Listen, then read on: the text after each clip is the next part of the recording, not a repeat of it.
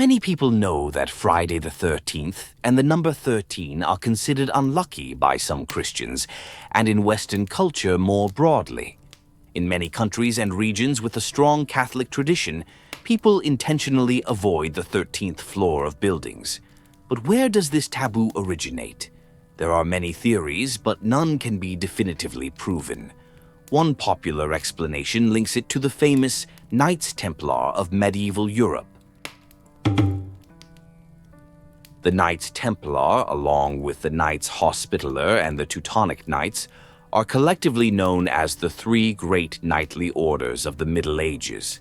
Speaking of the Knights Templar, it is impossible not to mention the Crusades, a series of religious wars that marked medieval history.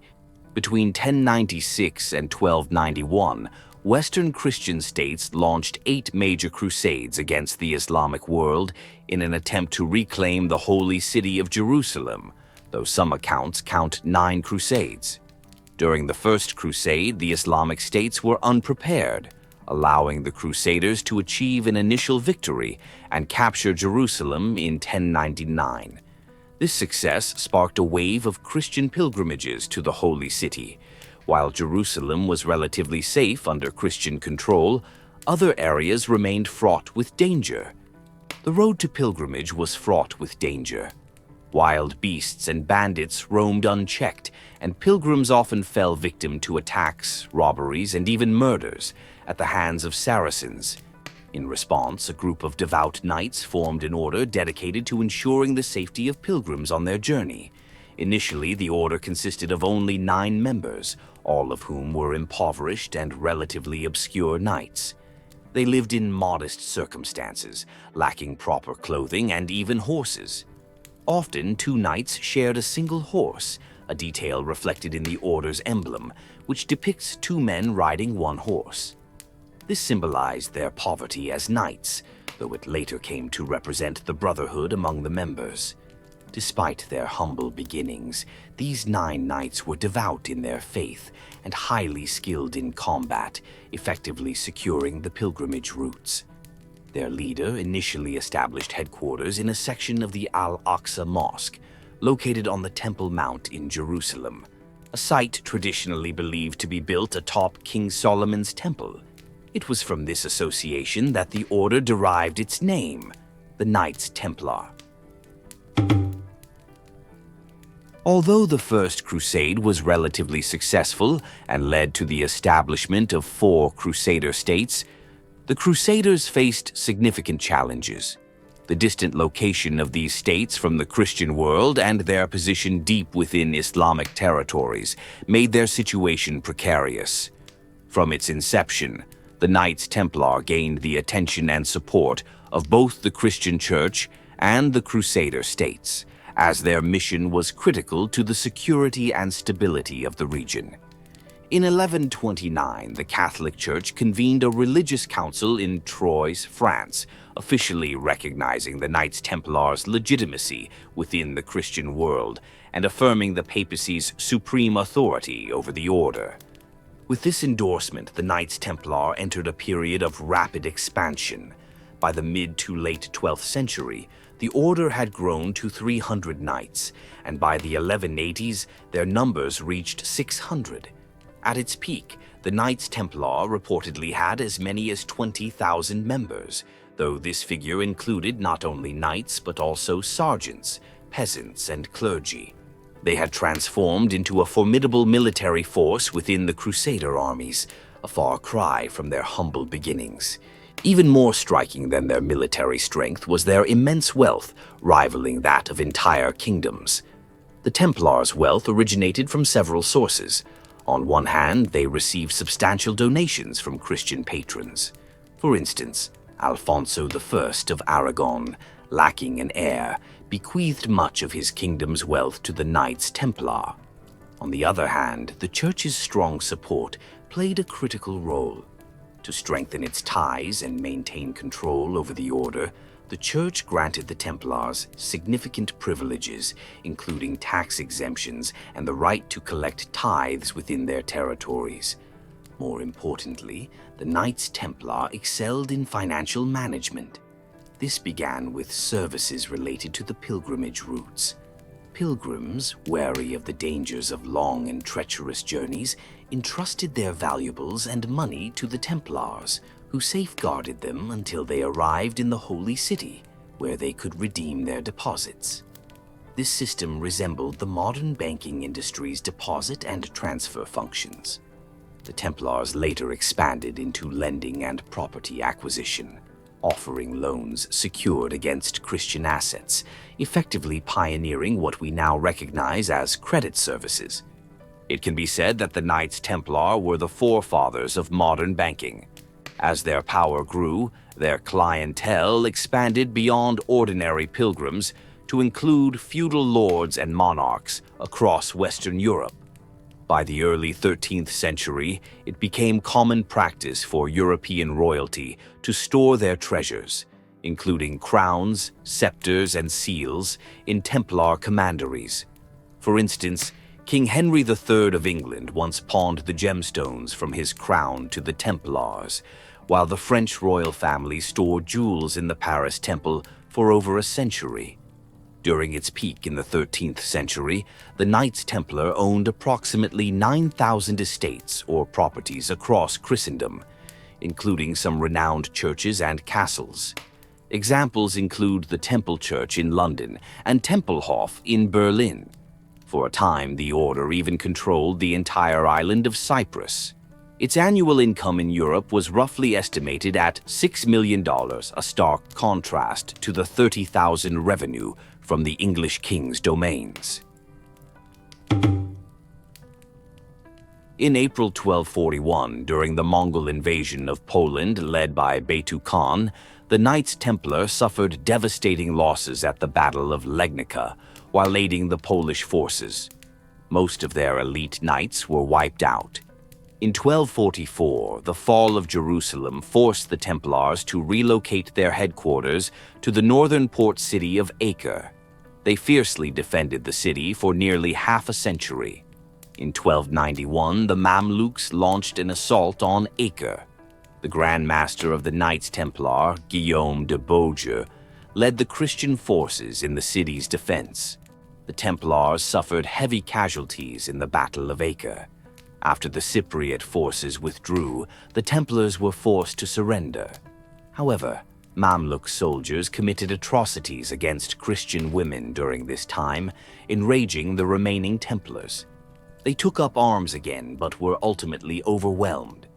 The last of the Templars perished in the carnage, marking the end of the Crusades and the fall of the Crusader states.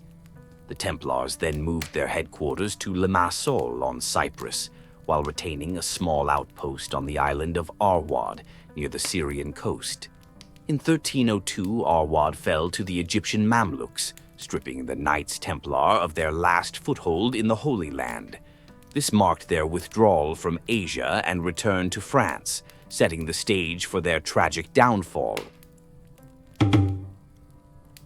After the Crusades, many returning crusaders and knightly orders disrupted the feudal stability of Western Europe, especially the powerful and wealthy Knights Templar. Although their headquarters were in France, the Templars were not subject to royal authority, answering only to the Pope. This independence made them a state within a state, posing a significant threat to King Philip IV's rule.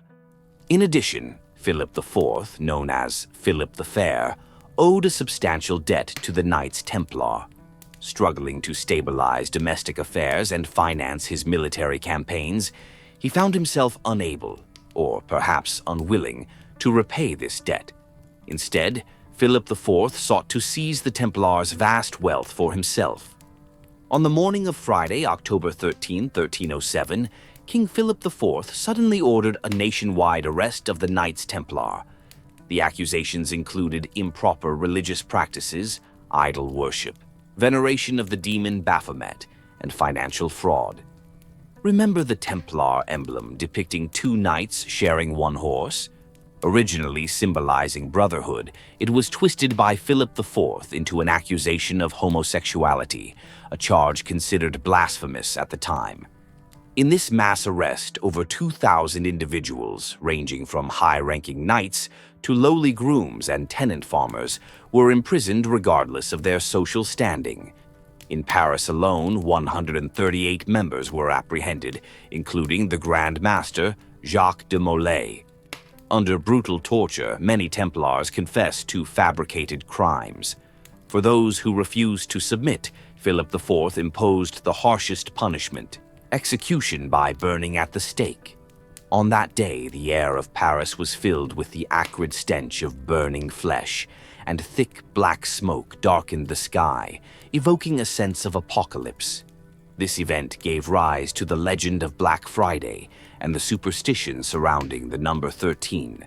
On November 22, 1307, Pope Clement V issued the papal bull Pastoralis Praeeminentiae, instructing Christian monarchs across Europe to arrest the Knights Templar and confiscate their assets.